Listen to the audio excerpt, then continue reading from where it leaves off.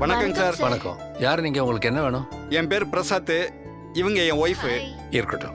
புரோக்கர்ட்ட நான் வீடு கேட்கும்போது அவர் உங்க வீட்டை சொன்னாரு. ஓ, அதான் வீடு பார்க்கலான்னு வந்தோம். வாங்க உள்ள வாங்க. நான் வர வாரம் ஆஸ்திரேலியா போறேன். கீழ் போர்ஷனுக்கு ஒரு நல்ல ஆளா பாரு.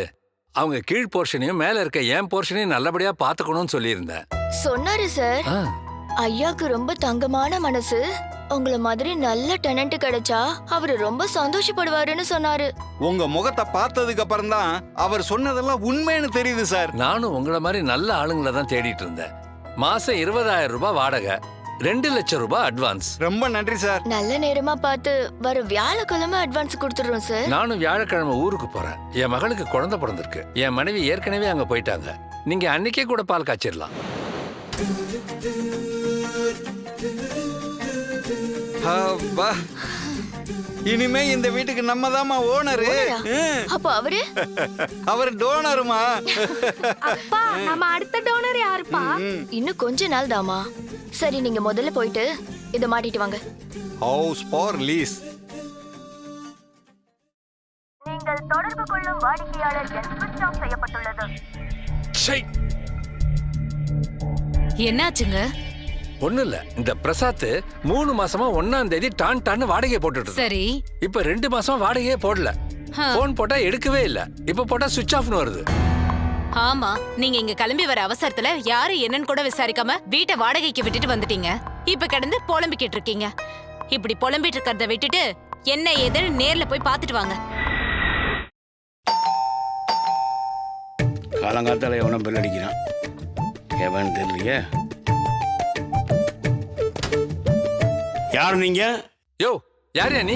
இந்த வீட்டை நான் பிரசாத்துக்கு தான் வாடகைக்கு விட்டு இருந்தேன். நீ யாரு? பிரசாத்தா? அது யாரு? நான் இந்த வீட்டு ஓனர் ஜெயராம்கிட்ட 25 லட்சம் ரூபாய்க்கு லீஸுக்கு போட்டிருக்கேன். யோ, அந்த ஜெயராமனே நான் தாயா. யோ, மண்டையில முடிதான் இல்லையா, மூளை இல்லையா? மெண்டல் மாதிரி பேசுற. இந்த வீட்டு ஓனர் ஜெயராம டீசெண்டா இருப்பார். இரு, நான் போட்டு அக்ரிமெண்ட்டை காமிக்கிறேன். அந்த அக்ரிமெண்ட் கொண்டு வந்து காட்டுமா? யோ, இது ஏன் கையெழுத்து இல்லையா? நான் இந்த வீட்டு ஓனர் ஜெயராம்கிட்ட லீஸுக்கு போட்டிருக்கேன். அவர் தான் என்ற சாவியை கொடுத்தாரு. ஓனர்னு சொல்றியே, அப்ப நீ எங்க இருந்த? ஆஸ்திரேலியா போயிருந்த. சரி, அவனுக்கு வாடகை தந்தேன்னு சொன்னேன்ல, அந்த அக்ரிமெண்ட் எங்க? அவங்க எல்லாம் பார்க்க நல்லவங்களா இருந்தாங்கிறதுக்காக அக்ரிமெண்ட் கூட போடலையா? பான் கார்டு, ஆதார் கார்டு கூட கேட்கலையா? நல்ல ஃப்ராடியா நீ. அக்ரிமெண்ட் போடலையா, ஆதார் கார்டு கேட்கலையா, ஆனா வீடு மாத்திரம் ஒண்ணுதான். முதல்ல இடத்த காலி பண்ணியா? இப்பயே போய் போலீஸ்ல கம்ப்ளைண்ட் பண்றேன். முதல்ல செய். உண்மையான ஓனர் யாருன்னு அவங்க சொல்லட்டும். இப்போ நீங்க இந்த படத்தில் பார்த்திருப்பீங்க அவங்களுக்கு என்ன நடந்திருக்கு என்று. உங்களுக்கும் இப்படிப்பட்ட சம்பவங்கள் நடக்கலாம். நீங்களும் உங்களுடைய சொத்துக்கள் பாதுகாப்பாக இருக்கணும் என்றால் நான் சொல்லக்கூடிய சில விஷயங்களை கவனமாக கேளுங்க. நீங்க உங்களுடைய வீடை வாடகைக்கு விடும்போதோ லீஸுக்கு விடும்போதோ யாருக்கு நீங்க விடுறீங்களோ அவங்களுடைய identity, family background, Aadhaar card, ration card இதெல்லாம் வாங்கி சரி பார்க்கணும். இதை தவிர ஒரு நல்ல லாயரை கன்சல்ட் பண்ணி சட்ட ஆலோசனையும் எடுக்கணும். அதுக்கு பிறகு லீஸ் அக்ரிமெண்ட்டோ இல்லாட்டா ரெண்டல் அக்ரிமெண்ட்டையோ ரெஜிஸ்டர் பண்ணணும். அவ்வாறு நீங்கள் செஞ்சால் உங்களுடைய வீடும் உங்கள் பணமும் பாதுகாப்பாக இருக்கும். விழிப்புடன் இருப்போம், செழிப்புடன் வாழ்வோம். நன்றி.